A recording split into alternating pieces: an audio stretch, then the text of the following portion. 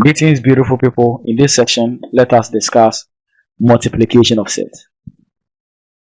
Given 2x times 4y, how do you go about it? You multiply the constant, right, which is 4 times 2, and then we'll do x times y. So what is 4 times 2 will give us 8, and what is x times y will give us xy. You realize that we focus on the constant and the constant, and then the variable and the variable. Similarly, if you are given root 3 times root 2, what can we do? We realize that this is a set, this is a set. We can combine them. So we can write this as root 3, root 2. Since this is under the radical symbol, this is also under the radical symbol. We can combine them and put all of them under the radical symbol.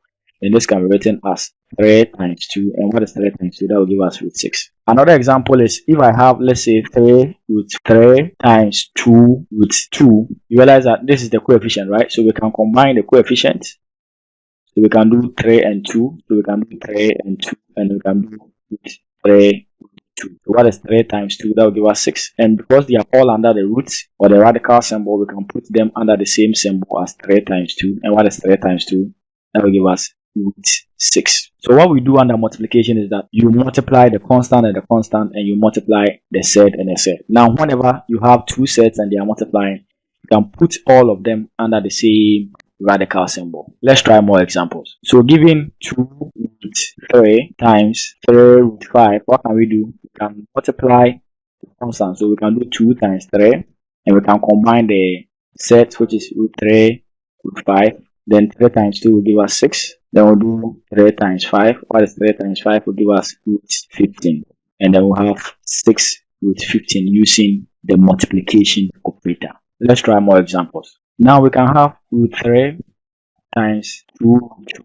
What is the coefficient of this root 3? You realize that it is 1, but it is not written, right? So we can do 2 times 1, which is the same as 2, and then we'll combine the radical, which is root 3 root 2. Since they are all under the same radical symbol, we can write them under the umbrella of radical, and then write 3 times 2. Now we are dealing with multiplication, so you clearly see that we are multiplying everything.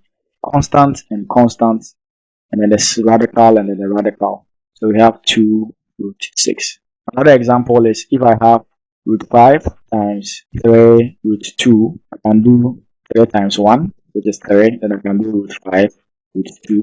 Since they are all under the same radical symbol, you can put all of them under the umbrella of the radical, and then we have 3 root 10. Division of sets. Now, remember in indices, whenever you have a to the power b over c to the power b, you can write this as a over c all to the power b. Now we're going to make reference to this a lot of times. So in the same way, if I have root a over root b, I can write this as, because they are all under the same radical symbol, I can write a big radical, and I can express them all under the big radical and write it as a over b. Take note of these two things. We are going to use it a lot of times in division of sets.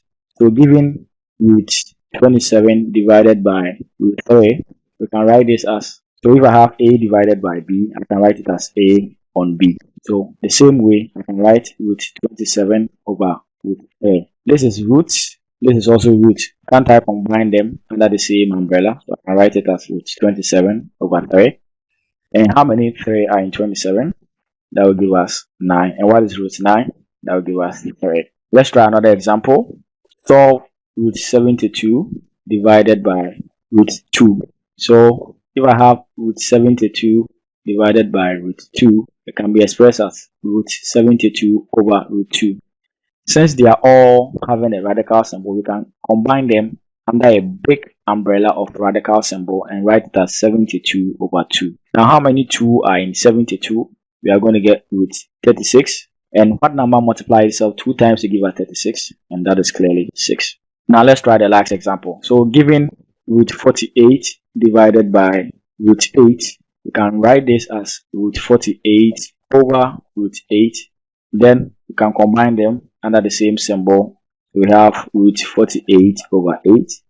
Then how many 8 are in 48? That will give us 6. And what is the root of 6? Because 6 is a prime number, 6 is not a perfect square, we have a set as our answer. Thank you for joining me, and see you in the next video.